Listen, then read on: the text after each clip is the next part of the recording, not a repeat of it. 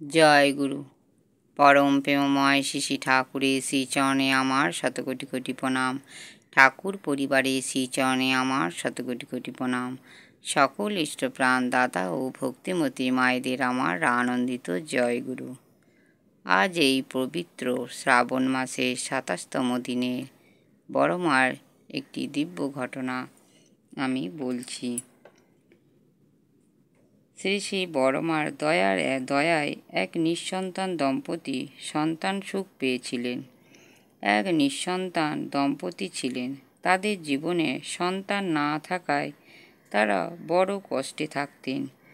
তারা বহু ডাক্তার বৈদ্য দেখিয়েছেন, কিন্তু কোনো সুফল হয়নি। এবার একদিন স্বামী ও তার স্ত্রীকে নিয়ে ঋত্বিক দাদার সঙ্গে দেখা করলেন এবং তাকে তার সব দুঃখের কথা বললেন এবং এও বললেন যে আপনার বৌমা কয়েকটি সন্তান ধারণ করে বড় করতে পারল না। ডাক্তার বৈদ্য সব তো হলো, এখন কি করি?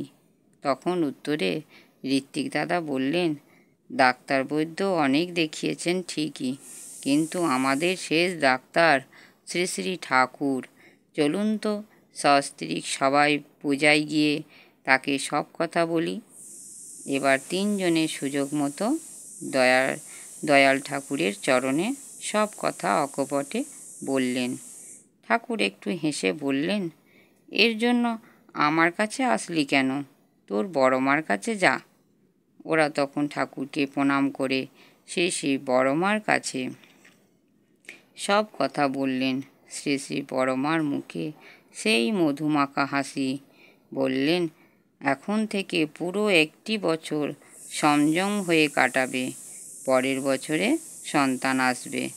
সন্তান জন্মের পরে তার 1 বছর বয়স হলে আমাকে দেখিয়ে নিয়ে যাবি।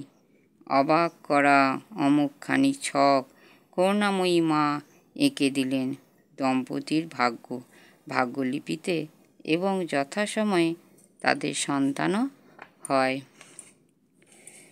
এই হলেন দয়াময়ী জগজ্জননী শ্রী শ্রী বড়মা আমার, এবং এই হলো তার দয়া। বড়মার দয়ায় কত নিঃসন্তান দম্পতি সন্তান সুখ পেয়েছেন। এই হলো আমাদের জগজ্জননী লক্ষ্মী স্বরূপিণী বড়মা।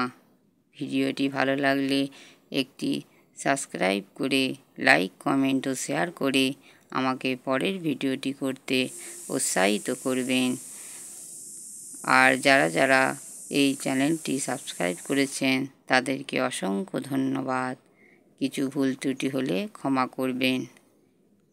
পরম দয়াল ঠাকুরের শ্রীচরণে আমার প্রার্থনা, সবাই ভালো থাকবেন, সুস্থ থাকবেন ও আনন্দে থাকবেন। জয় গুরু। বন্দে পুরুষোত্তমম, বন্দে পুরুষোত্তমম, বন্দে পুরুষোত্তমম।